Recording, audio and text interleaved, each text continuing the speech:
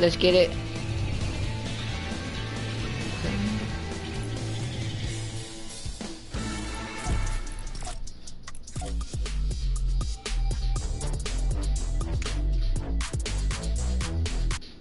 Okay.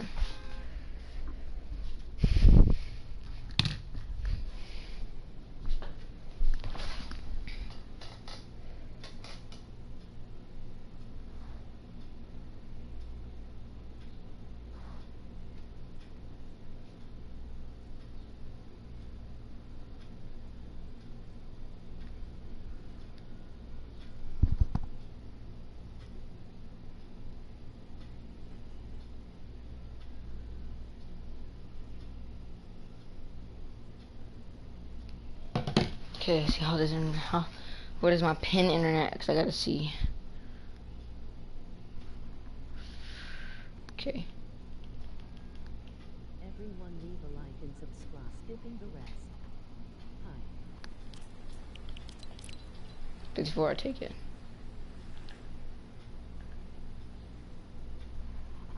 What's up, guys? Welcome to the stream.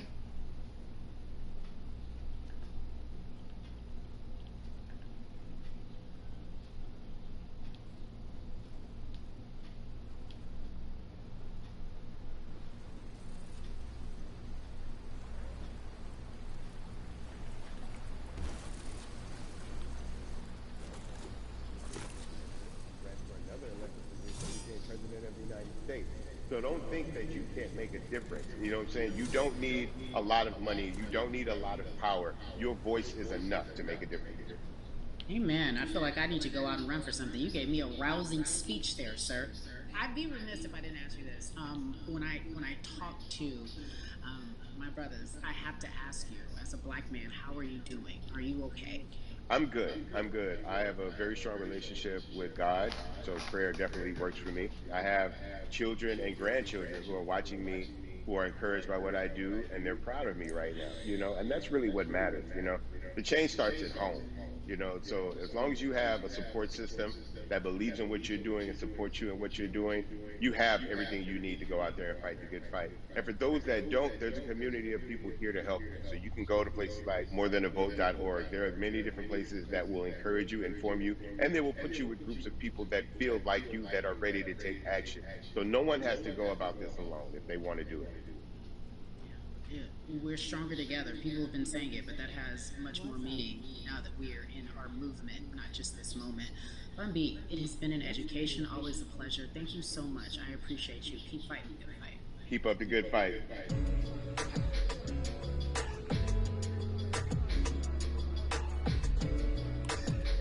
Yeah, la. So our next guest, I have to admit, I'm a fan, but there are so many different people that we could talk to, and I thought it was so imperative that we speak with her. You know her as Molly on the huge, successful show Insecure, HBO's Insecure. She also has a comedy special highlighting her Nigerian roots, and she's an amazing podcaster. Let's welcome in Yvonne Orji, everyone. You have such a beautiful way of making things funny, giving us our medicine with some candy, right? The humor and the healing. You bring all of that to your space. And right now, as you look across this country and how everyone is so broken and so upset, if it's not social injustice, it's the pandemic, it's depression, it's unemployment, the list goes on and on. How are you doing, quite frankly? You know, I'm rediscovering self in a way that is hard but necessary, that will lead to ultimate joy. I know it sounds like a lot, but no, I think I personally think that God put all of us on a global timeout. Like we just, America hasn't done as good as other people when it comes to timeouts, because everyone else is out playing at recess, and we're still in the principal's office hoping and wishing we can come out. But I think that if we settle into the timeout and really learn the lesson that we're supposed to learn from this season, I think we'll emerge better. We'll learn how to play well with others in more ways than one. And so personally for me, I'm taking this time to learn me in a new way. I feel like I'm being ushered into a new season, and I'm getting still, because sometimes the busy confounds the work that we're supposed to actually be doing. You know, we're busy doing other stuff, but we got work that we need to do on the inside. And I'm like, I'm leaning into it. I'm like, dang, I thought I was gonna be able to rest like everybody else. And God's like, nah, we got work to do. You know what? And I think that's what everybody is saying about 2020. It's demanding that we be better. And you said it's a global timeout. What do you mean by that? Yeah, it's like everyone sit down, be humble, to quote the great prophet Kendrick Lamar. But like, no, seriously, sit down and let's reevaluate some things. Let us unearth and shake up the things that we have been trying to hide within ourselves, within our nation. I think America is going through an unraveling right now, a much needed, a much necessary one, and I think all eyes on us, right? There is no, oh, I was on the subway for an hour, so I didn't miss that thing that happened. No, everybody was home. Everybody, was watching when George Floyd died, and everybody, no one could hide it. Everyone was watching when Amy Cooper called the cops. Like, this is a time where it's like, oh, we can't pretend it away. We can't excuse it away. No, no, no, no, no. It's a global timeout. Sit down, watch, and let's learn. And globally, it's like, hey, we were going business as usual, but it ain't usual no more. Like that's old. Anytime change occurs, it's very uncomfortable. And so right now we're sitting with we're getting we're getting comfortable with the uncomfortable. The minorities, we've been comfortable with being uncomfortable because that to me explains just the existence for whatever we want to do, how we break into our careers, how we live our lives, how we find ourselves one of the few or one of the first. And that's a lonely road. When you look at and when you talk about this global timeout, everybody had to pay attention to Amy Cooper, everyone had to pay attention to George Floyd. How is that helping us as a people, as a country during our global timeout? I think, well, one, we're not minorities, Carrie. You already know it. It's like these labels that they put on us. It's like the same way of saying like black on black violence. Also, there's no white on white violence. It's branding, Yeah, right? It's all yeah, branding. you're right. You're It's right. like white people kill white people every single day. So no, there is no black on black violence.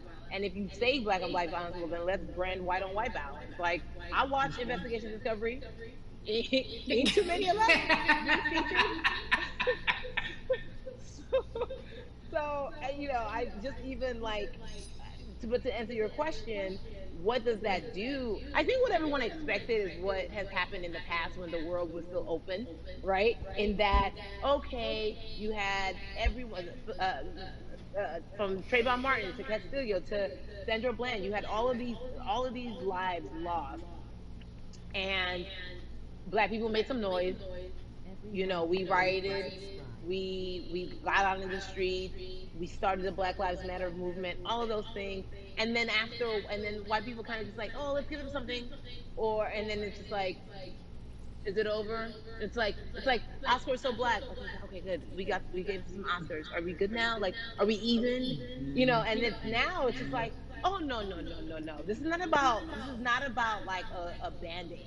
It's like, yo, we might have to amputate the leg a little bit, but it's all right because we're going by amputating the leg, we're gonna save the body.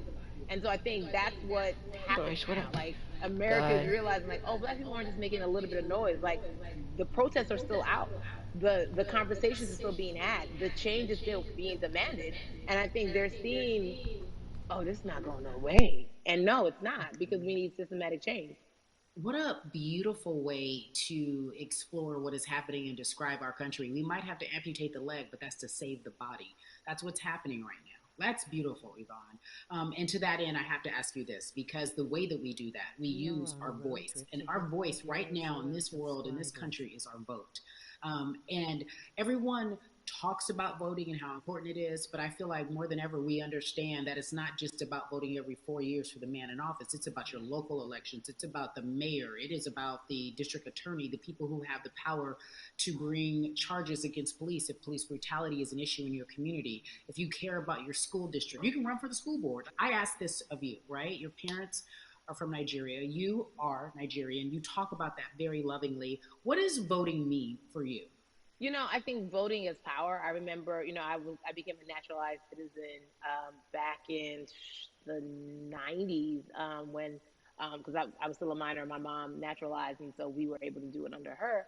And just even that power of like, we're American citizens and all the access that we have by being citizens, one of those accesses and those access to power being voting, it's a big deal. It's a big deal because not only do we have the opportunity to be in this country, but now we can be of the country. We can be of the systems. We can be of the rules. We can be of what it actually affords.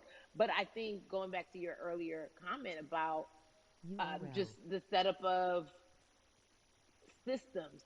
I think we are URL. done a disservice, either it's URL. schools or whatever it is. And I'm not putting teachers on blast. I think teachers do a phenomenal job, but for some reason, we do not, and give them all the raises. I know too many parents who are like, this child of mine, I do love them, but hey, Meanwhile, who, the road to 400 subscribers.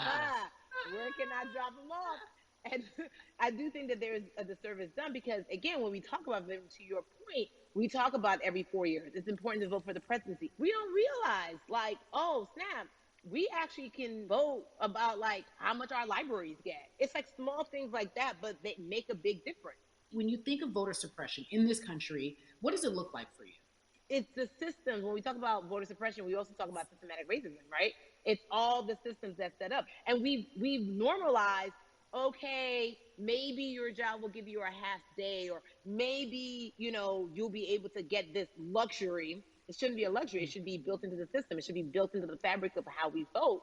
But maybe you'll be able to get this luxury in order to enable you to go vote. Think about everything disenfranchised, marginalized Black person has to endure in a day. So in a day, you need to get to work. If something happens to your car, if something happens to your child care, if something happens to, there's so many factors along the way that can send you into a tailspin as an American. And then you add on as a person of color.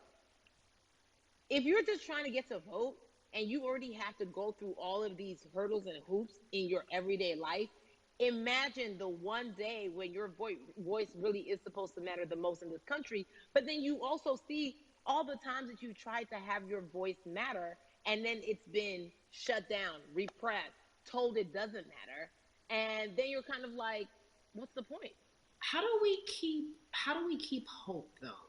If I'm watching this right now, I how do we as a people stay hopeful? How do we believe in the promise that these quote unquote Love your forefathers have videos. given us? Because have you met Black people?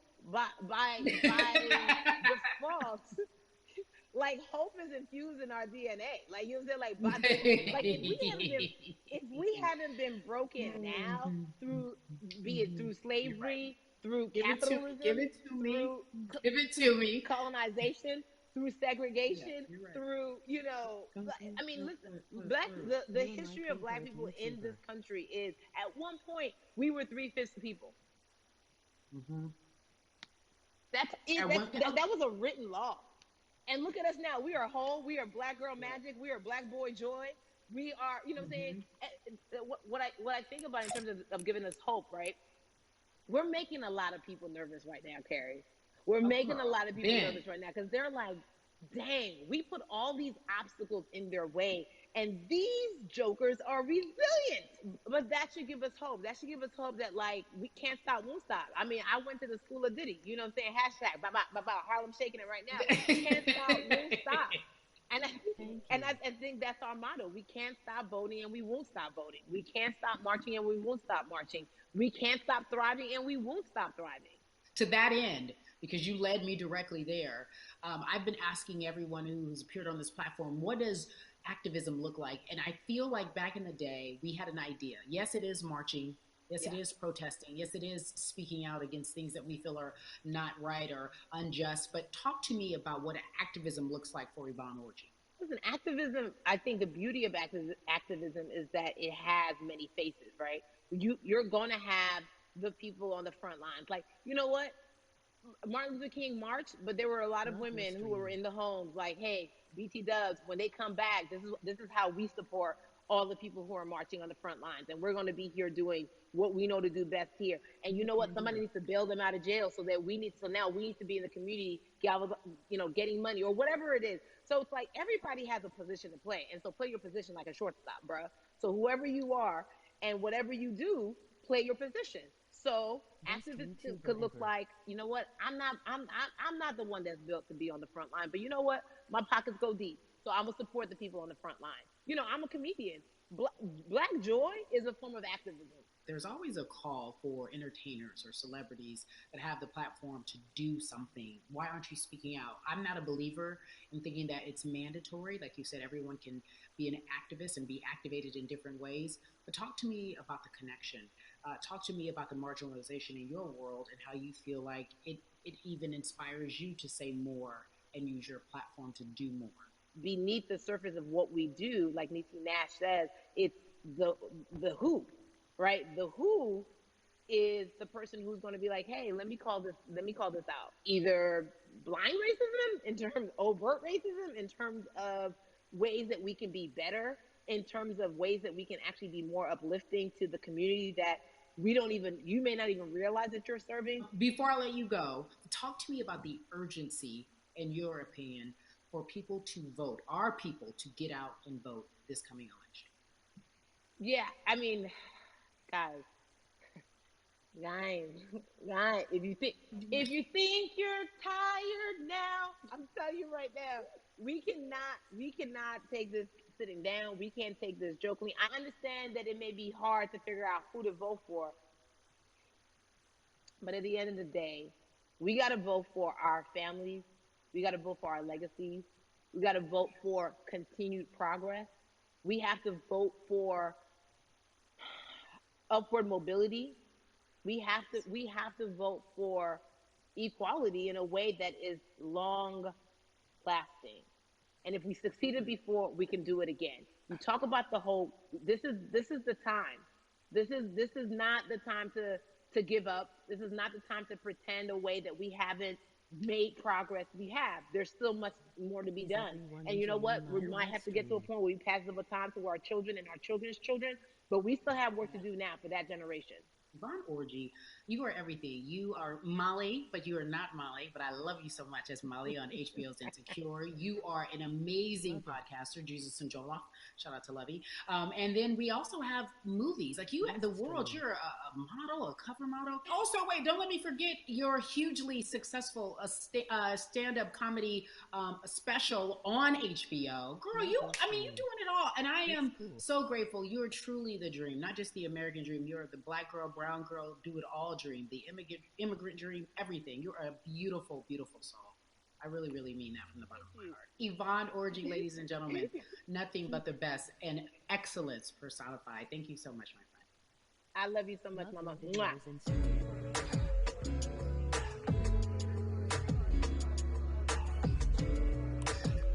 Yeah, la la. So, Atlanta has been one of the hotbeds in terms of political unrest and social injustice. We've seen so much happen in that city, and we've also seen so much come from that city, including one of our very own founding fathers of the civil rights movement, and that's Martin Luther King Jr. But right now, we want to welcome in Next someone who time, has used his platform to talk about voting, to talk about racial injustice, and how you he's can do trying it. to help. Atlanta's very own Russ joins us now on We the People. Russ, I'm not going to fan out and tell you what some of my favorite songs were that I listened to repeat on yours. We're going to get to the topic at hand. So we got to talk about recently you did an interview Love where your you shared your videos. outlook on culture and music. And you also were very candid about the fact that you have a privilege and that it's necessary for you to give back. Tell everybody about what that means. As like Best it's very YouTuber. obvious, I'm white and I'm in black culture and I'm benefiting Love financially your off of it. stream. So I feel like if you're a white person financially benefiting off of black culture, you have to put finances back into black culture. It's just that simple. The screenshots You with can your do it. feelings, it just comes off like fake empathy because it comes off very dismissive and very oh, that sucks for y'all, but anyway, back to what I was doing. Have you felt Great that way videos. always, or is it now because of the time of where we are in this country? I've always had the feeling. I think now it's just obviously elevated. It's a new level, and there's new, it's to the point now where you can't. First of all, you can't not say anything. Second of all, though, I Hope just you think get saying something isn't 400 enough and anymore. I subscribers. think if you have the ability to put money back into a culture that you're financially benefiting from, you have the ability to. You should. it's interesting that you talk about it in that way because some people do believe that silence is the best way to go because it's hard to talk race, especially if you're white and you're in the black culture. People just feel as if they can't talk about it. They feel awkward. They feel as if they don't have the privilege or the voice or the words. How do you find yourself right now in terms of interacting with people when they want to talk to you about social injustice, police brutality, what's going on in this country right now? Well, first of all, picking and choosing whether you want to be silent or not about race, that's a privilege in and of itself. But no, I mean, I try to just do my best to listen to the black people around me and the educated black people I have in my life. So I do my best to not act like I have all the answers for everything, especially in a culture that I'm not from. But that's why when we decided to raise the money for Black Lives Matter organizations, when we raised 500,000, we got on the phone with some of the women who started Black Lives Matter. I got on the phone with Tamika Mallory. I was on the phone with Karen Civil and talking with my friends to make sure the money went to like the correct places, and people who really need it. It's just about listening. That's all. It's about listening. Let's talk about that for a moment because the way I think of activism, for me, it looks very differently. It's not necessarily just protesting on the front lines. I think that's great. But what about being an activist in the way in which you have decided to be one? What inspired you? What did it look like? You said you raised money for Black Lives Matter. What did you do? Mm-hmm. Walk us through everything that you did and how you find yourself in this moment right now. So for me, it was 3 years ago. I had like a string of festivals, and I decided that I was going to wear T-shirts with a message on them because I figured, what better, what better time to use a platform than in front of a bunch of people. So one of the T-shirts I wore was, "If you want to change the system, speak up. White silence is pro-racism." The whole thing, and it didn't really it kind of got swept under the rug back then. But when all this stuff started happening again, and it's been happening, the police brutality against innocent black people, I was like, man, I'm not the biggest artist in the world, and I certainly don't have the most white fans in the world, but I got a good amount of people that I can definitely mobilize and turn into some money. And I know they're down for the cause because it's merch, it's a good thing. And I've always been outspoken anyway, and so how am I going to be in black culture and not be outspoken about racism? And then I got to ask you this because you grew up in Atlanta, so that gives you a heads up, depending for so many people, because you're in the crux of that beautiful black city where there are so many wonderful black leaders, home of so much great music and things that speak to our culture right now. And we are really, really getting our word out, especially with this platform today, and saying that we must use our voice to vote. Talk to me about what the importance of voting for you in this upcoming election. Yeah, so full transparency, I had never voted before, ever. And because, I was one of those people who was like, my vote doesn't matter. And, I don't know, maybe it's because I was younger, maybe it's because I really thought that, or I don't know, but I just think that it's got to, now this is a bit of a privilege to say it's got to a breaking point for me, because obviously it's been past the breaking point for black people. But I think that as a whole, the young people need to get out and vote, because we're the ones that never show up. You know what I mean? We never show up to vote, but we're the future. So it's like, look, we got to go out there and vote, and then whatever happens, but at least we did our part. You got to do your part. You're very candid in saying that you just decided to vote. And I think there's a beautiful irony in the fact that you have your fans saying, because of you, I'm voting.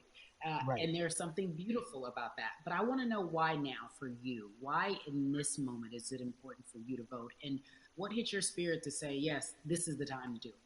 Honestly, because I think that George Floyd really woke up a lot of people who, including myself, who I was vocal and outspoken about racism. I put it in my lyrics. I put it on T-shirts. I would talk about it in interviews. I was vocal about it. But that video in that moment, I think me along with a lot of other people just kind of was like, all right, words are simply not enough anymore. We got to do something, whether it's raising money, whether it's voting, or all the above. Like we got to do something, and I'm ashamed that it took that for me to be like, I need to raise money and I need to vote.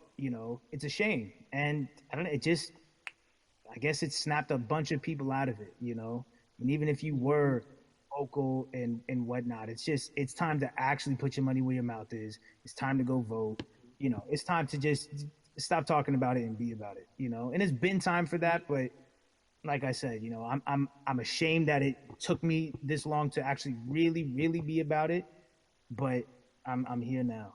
So, Russ, we all know that this is going to be your first time voting. Tell me what that Yeah. experience is going to be like for you in terms of what you're excited about. I think you know what it's gonna do for me? It's gonna let me know that I'm contributing to something bigger than myself, and I'm actually putting my money where my mouth is, and I'm being about it. Because for so long, and I know I'm not alone with this, but standing on the outside and just screaming about this and that and this should change, and it's like, all right, but did you vote? you know and so I know it's going to feel good to know that I played a small role. And that's the problem. I think the mentality of like, my vote doesn't matter needs to be changed to, my vote, albeit small, does matter. It's a role I'm playing, and if I play my part and you play your part and he and she plays their part, then we make a difference. But it'll feel. I have a feeling it's gonna it's gonna feel very, very bigger than me. I think when you realize that giving actually feels better than receiving, that's when you start wanting to do your part and contribute. So, voting is an easy way to give. You know. Yeah. To whom much is given, much is required, and you have been given a huge platform, and we are so grateful for you, Russ. Philanthropist, artist, community activist, first time voter. We appreciate you for doing Yes. this, okay? Thank you. I appreciate y'all.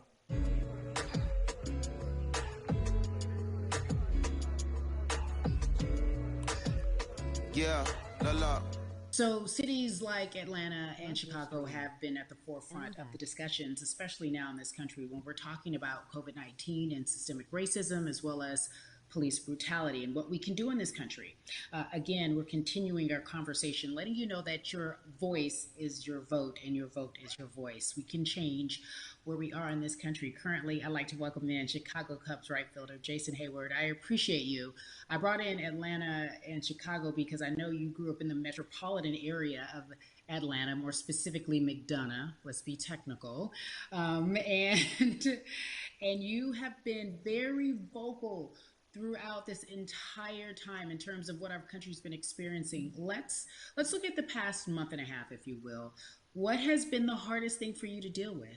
The hardest thing for me to deal with, Carrie, this last month has just been going from the virus shutting everything down to us being called to action. We've had multiple police brutality situations. We've had people protesting, wanting to get the message out. But I really realized that I need to be a part of the positive message and make sure that doesn't get lost in all the chaos going on, for people to actually hear from a reasonable, respectable person who cares about everyone involved. A reasonable, respectable person who cares about everyone involved, which leads us to More Than a Vote. It is a beautiful collective of Black athletes and artists. You are a part of that. Talk to me about why that's important for you right now on this, be a part of that collective. To me personally, it's important to be a part of that because I've somewhat used baseball and my craft as an excuse to not get more involved in voting.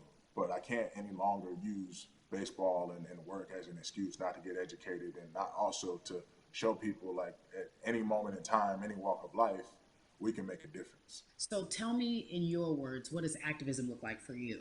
In my words, it looks like LeBron James, the biggest athlete right now on the planet, speaking up and breaking the ice for everyone. And I think for the first time, people see and hear from us. So now we have white teammates, we have other people speaking up and realizing, okay, like, this is how we go about doing this. And to me right now, social media, athletes speaking up, entertainers speaking up, like we're trying to do with More Than a Vote. You said something I thought was so key, because covering sports for so long, I know that it's tough for Black players specifically in Major League Baseball to talk about how they feel, Adam Jones did it in a very eloquent way early on, but there are very few that are vocal. You said you all were afraid. Why use that word and why were you afraid? You was afraid because in 2019 there were 68 of us total, and there are 38 teams. There's 25-man roster on each team. There's a 40-man roster, which is on each team as well. And there aren't many of us. So we're outnumbered in that sense, but not always in a negative way when it comes to our teammates and our clubhouses. But to get to this point, you have to move a certain way. You got to be careful what you say. You can't ruffle feathers. You can't come off in any way. Much like other black entertainers, much like yourself, probably having to live through life every day. But to get to the highest level, you got to button up. You got to be seen and not heard. So baseball is, like I said, it was time for us to try and speak up and make a difference and show it's okay to do so because we can't be quiet any longer. That is a button up, be quiet, be seen but not heard. That is an expression that a lot of Black folks can relate to in whatever aspect of professionalism that they experience, especially if they don't work for themselves. They just feel that. That is also a socialization that we have as Black folks, well, especially, like you said, if you want to get to the higher level. And for so long, I felt it bubbling right underneath the surface that so many of us who were in whatever positions we were, who had platforms, were tired of pretending and looking the other way and spending so much time making others comfortable while we were uncomfortable. Do you feel that this is the type of movement that is sustainable, or is it just for a time? No, it takes everyone joining in on the conversation. And right now, I feel like more than ever, there is little things as possible to distract from bigger issues. And we saw on draft day, we saw our president, Theo Epstein, holding up the sign saying Black Lives Matter and wanting to include the rest of MLB in that. But now we're having those conversations as well. So I definitely think this is sustainable. And it's not always just going to be the popular thing to do. This is something that people want to get right because they know we care. Jason, you said you think it's sustainable, that what you're seeing, especially with your colleagues in baseball, that this can be something where you're feeling more comfortable, feeling more safe to share how you feel about social injustice and police brutality. What are you doing right now in this moment with your platform to help change how we look at voting and how to educate the culture and the community about voting? Well, first, what I'm doing, Carrie, is joining up with More Than a Vote and joining up with other athletes and entertainers to get that message out and use our platform in that sense as a group. And try to create a brand with this to make it something that's not just about the election coming, make sure that it's about people getting educated for years to come and figure out where to vote and how to vote. We've got people in different areas that cover different demographics and influence different areas of people. And as a baseball player, as a Black baseball player, I feel like now, like we talked about, is finally the time to show people that you can use your voice in this profession. You don't have to be afraid. And to me, that can help a kid growing up. He can see me, he can see other guys that were in the video we posted saying, hey, this is what they're standing for. They're speaking up for these things, and it's okay to want to play baseball. It's not lame. It's not something I have to be as afraid of as I was before. So I feel like that's my role in this. I have a younger brother as well. He's 24. He also plays baseball. So I've got to lead by example. I can't just always, come up with a good answer that sounds good on TV. When I get asked a question on, what do we need to do to make changes? I'm joining up here to make sure that I take action and get educated myself. For one, so many people, I feel like in Atlanta, they're on the move. Or when you want to try to make a vote and try and cast your vote, you have to do it by mail. You have to sign up for the absentee ballot. Then you have to get another ballot in return. They have to send it back to you. Well, for me personally, they didn't send that back until it was too late, right? We didn't get it in the mail to the address that's an Atlanta address at my parents' house. We didn't get that in the mail until it was too late. And then from other friends and family that are still in Georgia right now, I just hear about them being held in lines too long and trying to get off work. And we know how it is for any family, but let alone a Black family in a city or in the suburbs trying to take care of their family and trying to provide for them. You try to get off work, and then you're like, wait a minute, you start looking at the clock. It's like, oh, this is not going to happen today, right? And so I saw, Mayor Keisha Bottoms, reach out via social media to people and say, hey, I'm going to address these issues right now. I need y'all to stay in line to cast your votes. Keep hanging in there. So to me in Georgia, that's what that looks like. Well, it's interesting that you even bring that up because there have been all these images, specifically from Georgia, because that's such a battleground, where you see people, especially when it came to the primaries, doing whatever it takes. And this is real life voter suppression that you're talking about. It's been happening for decades. It's not fake. What you're saying, these examples of sending you your ballot too late after the fact or shutting down the polls at 6 o'clock while people still are in line, that's a real life issue. There needs to be some type of change. And I think that what we're doing right now is fair. But the idea of voter suppression, do you think that that is well known, especially with folks, within the generation, your generation? I think it's known in our communities, right? I don't think it's spoke on enough. I don't think there's been enough light drawn to it. Bring it to light.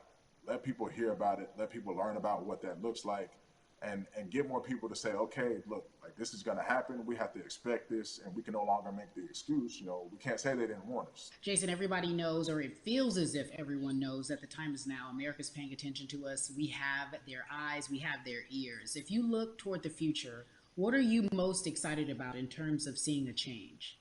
I'm excited about how fast the word is traveling. The word is being spread right now. The biggest athletes, the biggest icons, biggest entertainers are doing their part. But I'm also seeing people out there on the streets doing their part. When so many things got lost, could have very easily got in the commotion when it came to protests, and you saw rioting, you saw looting. People still stood their ground, and people still went out there and said, look, we're doing this for the right reasons. We're going to come together. We're going to use drones. We're going to use social medias. I feel like this is a new wave of getting things done the right way and just spreading the message. You're right about that. And you're right. People are spreading the word unapologetically. We out here. We doubling down. Thank you so much. I appreciate you. Right.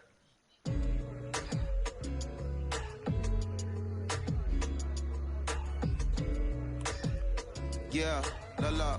Hey, everybody. I am so excited to welcome a friend, a brother, family member, if you will, former colleague, NBA great, sports analyst, philanthropist. He does it all. And he's here to give us his time and his platform to talk about something that is so important, that is voting. Everybody, welcome Jalen Rose to We the People. Talk to me about how important it is for the people who know you and love you and look up to you. Why is it so important that you use your platform to talk about voting? Initially, we have to get past the stigma of the mental systemic racism that comes with the presidential race, governors, mayors, senators, judges. We've been conditioned to believe that our vote does not matter. So usually when we looked up at all of those races and people that were running, not only did they not look like us, we didn't believe they were there to represent our best interests. So therefore, as a collective, we didn't mobilize until Barack Obama, and we felt a sense of hope that finally our country is going to do something that we felt would never happen in our lifetime. And I remember being at the inauguration in 2008. I made sure I was there. And we voted in 2016. We didn't vote, Carrie. We didn't vote. And so many people try to make this political. This is not political. Me telling somebody to vote is like telling somebody to pay taxes. So that's one, getting over the stigma of nobody is going to represent our best interest. And then number two, the reality is that the person that gets the most votes doesn't necessarily win the presidency. That's uncomfortable right there, because that's actually what took place in 2016. The Electoral College chose the president. And if you put all of their pictures up, I'm pretty sure they look a lot more like each other than they look like you and I. How about that? And then the third thing, especially in urban environments, oh man, they create barriers for us, Carrie. It's like you got to jump over the fence, you got to run past the dog, you got to jump on the hood of the car. The lines is 5 hours long. You get up to the poll and they don't work. Elderly people working in the city, while they got the young people who understand technology working in the suburbs. Like, these are all systematic things that try to discourage us from voting. And then finally, we don't have a day off to vote. We need to work. So we don't get a day off. It's going to be a full day. and I got to work to pay Everyone my leave a bills. like and So you know what subscribe. I'm going to do? I'm going to mail in vote. And you know what you want people to realize, that that counts too. So your vote will be counted if you're able to mail it in. So those are a few things that I hope that we can do and mobilize. And shout to LeBron and his team. Shout to you and everybody involved. We will make a difference. Well, let's talk about more than a vote. There is a black collective of athletes, of artists coming together and saying voter suppression is a real deal, especially in the black community. When you just talked about, I got to work, so I can't go vote. And then when we do get in the booth, just in case we don't have to work, do we know who we're voting for? Not only do we have to vote, we got to be educated. And it's not always even about the man who's in office or the woman who's in office for president. It's about your local elections. It's about the people who are your DAs, your state DAs, like the people who actually make change in your community, who will change police brutality, who will make sure that your community is taken care of, who will defund police and hope that they can help you in stopping police brutality. So talk to me about why you decided to be a part of More Than a Vote and what it actually means. Well, it means a lot to be involved with such an impressive collective as you mentioned. And I've said this multiple times, and I know it can be uncomfortable when I say it, but a lot of times we have to get to the root of the issue before we find a solution.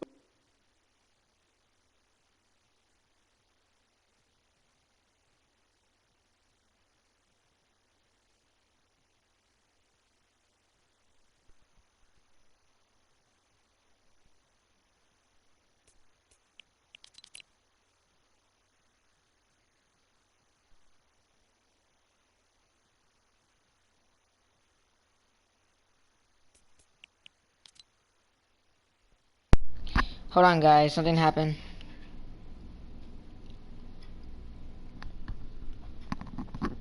Damn it. Something happened. Glitch.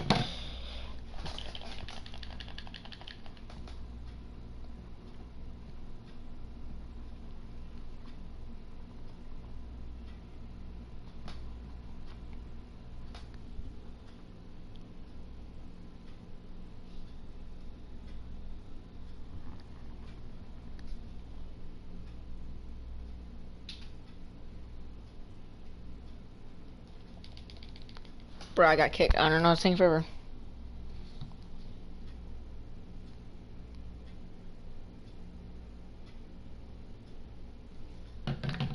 Hold on, guys. It's taking forever.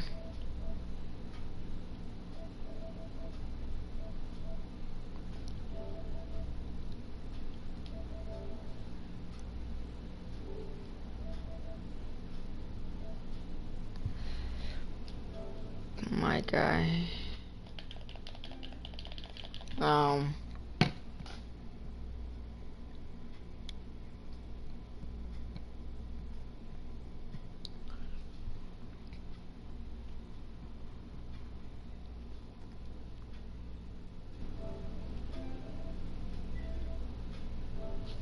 Hold on, guys.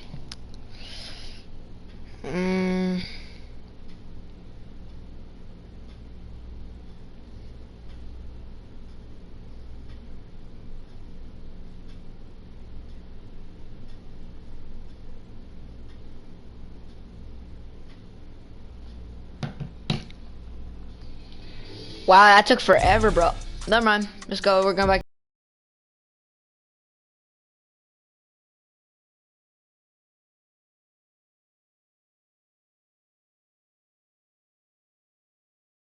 I'm live. Nice. Guy, I'm gonna delete you if you stop and start inviting me. Don't delete me. Don't.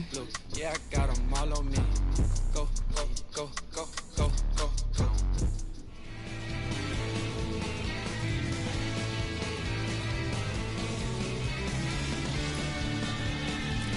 Guys, I will delete y'all if y'all keep sending me invites. Don't invite me.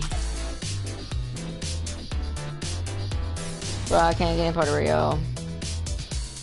Leave a like and subscribe, bro.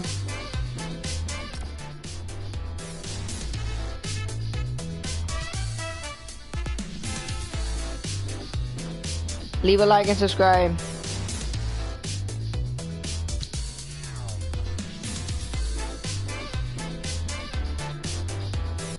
Alright.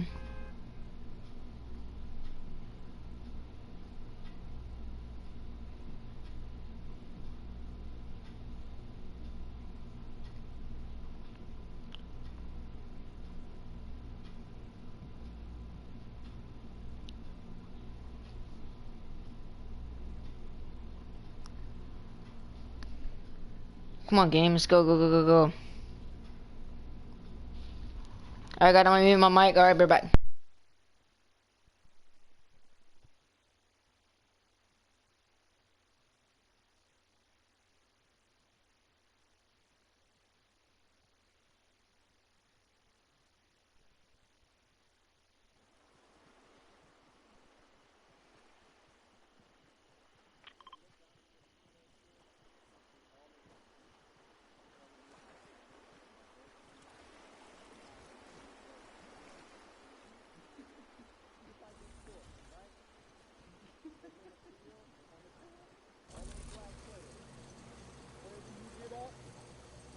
It's like altitude or a ladder. It gets thinner and thinner. And so a lot of people talk about the system being broken. I hate to remind people that it's not broken. It was built this way.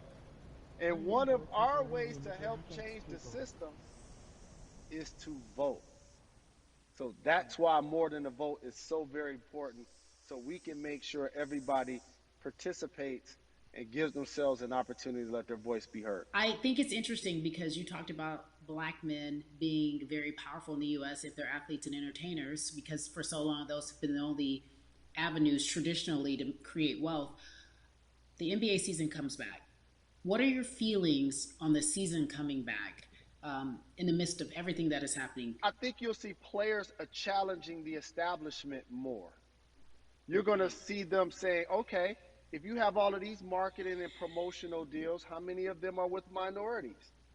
How many people are you employing, NBA? What about certain teams? Who do you have as a minority owner? Or what about the candidates that you have for positions of power? NBA players have proven as blacks that they are now movers and shakers in the game. They're now the dog, not the tail. So if they decide not to play, some of the biggest social changes and conversations have taken place in sports that weren't during the game. Colin Kaepernick was before the game. The Ali Summit was a press conference. So they could mobilize if they chose to. But when and if you do play, challenge the league. Black Lives Matter on the jerseys. Continue to make sure that every time people are watching the game, they're also seeing the movement happen. Jalen, I appreciate you because you are always entertaining and informative at once. I really, truly am looking forward to the NBA season. Thank you for working with More Than a Vote because your voice, your platform, all of it is needed, my friend. Be safe, okay? Yes, ma'am. I love and appreciate you. One call away always. Thank you. Love you, brother. Love you too. Every conversation that we had today, I hope was helpful for you.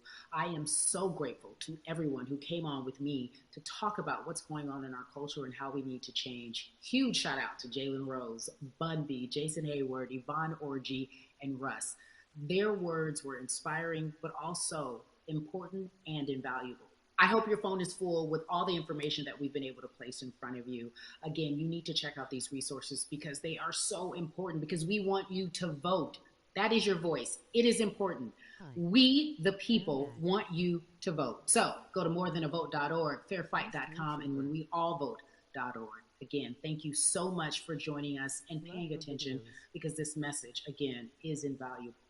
I'm Carrie Champion for We the People.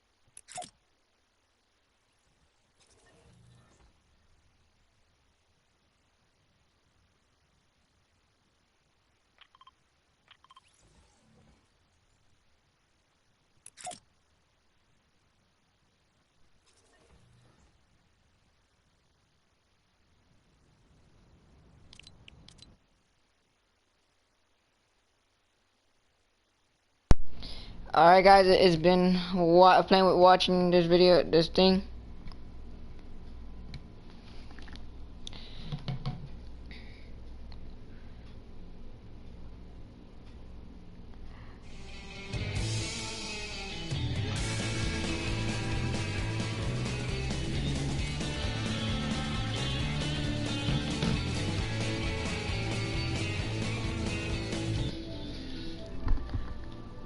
I'll see you guys in another one. Peace.